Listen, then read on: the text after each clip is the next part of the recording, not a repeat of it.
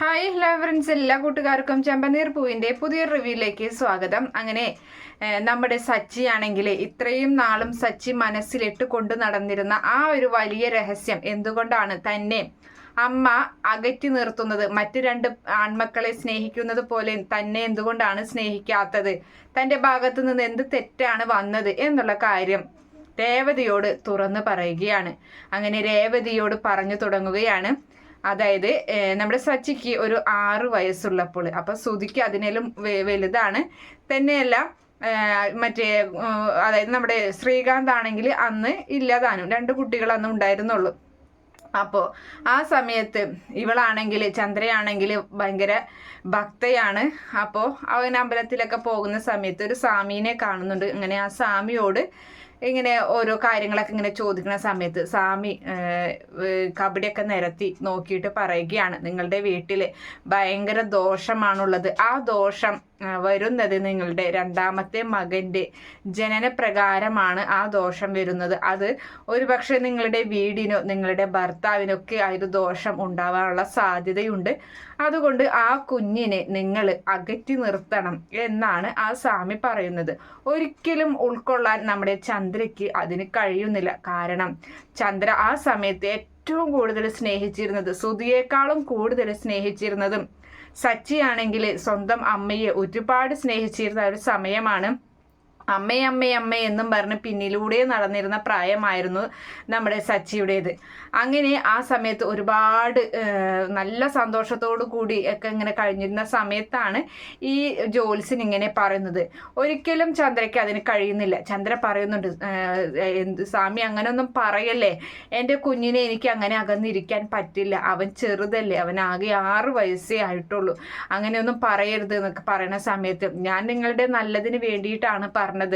നിങ്ങൾ അപ്പം ഞാൻ എവിടെ കൊണ്ടുവന്ന്, അപ്പം എവിടെയെങ്കിലും ഒരു വീട്ടിലോട്ട് നിങ്ങൾ ബന്ധുക്കളുടെ വീട്ടിൽ എവിടേക്കെങ്കിലും നിങ്ങൾ മാറ്റിയാൽ മതി. ഒരു 6 വർഷം അവനെ അങ്ങനെ മാറ്റി നിർത്താം. അത് കഴിഞ്ഞു കഴിഞ്ഞാൽ പിന്നെ നിങ്ങളുടെ കൂടെ നിന്നോട്ടെ. അപ്പോൾ എനിക്ക് ഇടയ്ക്കിടയ്ക്ക് അവിടെ പോയി കാണാലോ എന്നിങ്ങനെ പറയുകയാണ്. ഒരിക്കലും അങ്ങനെ പാടില്ല. കാരണം നിങ്ങൾ അവനെ കാണുന്നത് കൊണ്ട് ഒരു കുഴപ്പവുമില്ല. പക്ഷേ അവൻ നിങ്ങളെ ഒരിക്കലും കാണാൻ പാടില്ല. നിങ്ങൾക്ക് വേണമെങ്കിൽ മറഞ്ഞു നിന്ന് അവനെ കാണാനുള്ള ഇത് ഉണ്ട്, അങ്ങനെ ചെയ്യാം എന്നൊക്കെ ഇങ്ങനെ പറയുന്നുണ്ട്.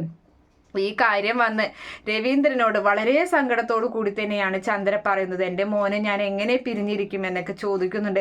അപ്പോൾ എനിക്ക് മനസ്സ് വരുന്നില്ല, പക്ഷേ നമ്മുടെ കുടുംബത്തിനും അതുപോലെ തന്നെ നിങ്ങൾക്കൊക്കെ ദോഷം വരുന്നു എന്ന് പറയുമ്പോൾ എനിക്കത് ചെയ്തല്ലേ പറ്റുള്ളൂ. അതുകൊണ്ട് ഒരു കാര്യം ചെയ്യാം, നിങ്ങളുടെ അമ്മയുടെ കൂടെ കൊണ്ടുവന്നാക്കാം സച്ചി, അവൻ അവിടെ കുറേ ദിവസം നിൽക്കട്ടെ എന്ന് പറയുന്നുണ്ട്. അങ്ങനെ അവിടെ ഒരു 6 കൊല്ലം അവൻ അവിടെ നിൽക്കട്ടെ, അതിനുശേഷം നമുക്ക് ഇങ്ങോട്ട് തിരികെ കൊണ്ടുവരാം എന്ന് പറയുമ്പോൾ രവീന്ദ്രൻ പറയുന്നുണ്ട്, എന്തിനാണ് ഈ ജോത്സ്യന്റെ വാക്കൊക്കെ കേട്ടിട്ട് അവനിങ്ങനെ മാറ്റി നിർത്തണോ എന്നൊക്കെ ചോദിക്കുന്നുണ്ട്. എന്തായാലും നമുക്ക് ചെയ്തു നോക്കാം. ഇനി എന്തെങ്കിലും ആപത്ത് വന്നു കഴിഞ്ഞാൽ നമ്മൾ എന്തായാലും അവനെ തന്നെയായിരിക്കും കുറ്റം പറയാൻ പോകുന്നത്. അപ്പം അതുകൊണ്ട് നമുക്ക് ചെയ്യാം എന്നൊക്കെ പറഞ്ഞ് അങ്ങനെ ചന്ദ്രയും അതുപോലെ തന്നെ ഈ സച്ചിയും പിന്നെ ഈ രവീന്ദ്രനും കൂടിയിട്ട് ഈ അമ്മാമ്മയുടെ അതായത് മുത്തശ്ശിയുടെ വീട്ടിലേക്ക് ചെല്ലുകയാണ്. അങ്ങനെ അവിടെ ചെന്നിട്ട് അമ്മയോട് പറയുന്നുണ്ട്, അമ്മേ ഇങ്ങനെ ഒരു പ്രശ്നമുണ്ട്, അതുകൊണ്ട് സച്ചിയെ ഇവിടെ കുറച്ച് നാൾ നിർത്തണം, ഒരു 6 വർഷം അത്രയും നിന്നാൽ മതി, കൂടുതലായിട്ടൊന്നും വേണ്ട എന്ന് പറയുകയാണ്. അപ്പോൾ ആ അമ്മമ്മയ്ക്ക് ഭയങ്കര സങ്കടമാവുന്നുണ്ട്. അയ്യോ, സ്വന്തം മകനെ നിന്റെ അരികിൽ നിന്ന് മാറ്റി നിർത്താന്ന് വെച്ചാൽ എന്നൊക്കെ ചോദിക്കുമ്പോൾ ചന്ദ്ര പറയുന്നുണ്ട്, അത് എനിക്കും ഭയങ്കര വിഷമമുള്ള കാര്യം തന്നെയാണ് അമ്മേ. അപ്പോൾ അന്നാണെങ്കിൽ അമ്മായിമ്മയും മരുമകളൊക്കെ ഭയങ്കര സ്നേഹത്തിലാണ്. അപ്പോൾ എനിക്ക് നല്ല വിഷമമുണ്ട് അമ്മേ, പക്ഷേ എന്ത് ചെയ്യാനാണ് ഇങ്ങനെ ഒരു കാര്യം, എന്നാൽ ആയിക്കോട്ടെ അവനിവിടെ നിന്നോട്ടെ എന്ന് പറയുകയാണ്. പക്ഷേ സച്ചി ഒരു കാരണവശാലും അമ്മൂമ്മയുടെ അരികിൽ മുത്തശ്ശിയുടെ അരികിൽ നിൽക്കാനായിട്ട് സമ്മതിക്കുന്നില്ല. അവനെ അങ്ങോട്ടും ഇങ്ങോട്ടും ഓടുകയാണ്. ഞാൻ നിൽക്കില്ല അമ്മേ, ഞാൻ അമ്മയുടെ കൂടെ വരും, ഞാൻ നിൽക്കില്ല, അമ്മ എന്നെ കൊണ്ടുപോകണം എന്നൊക്കെ പറഞ്ഞ് ആകെ വാശിയിലാണ് അവന്. എന്തായാലും അവന് കരഞ്ഞുകൊണ്ട് തന്നെയാണ് ചന്ദ്ര അവനെ അവിടെ ആക്കിയിട്ട് തിരികെ വീട്ടിലോട്ട് പോകുന്നത്.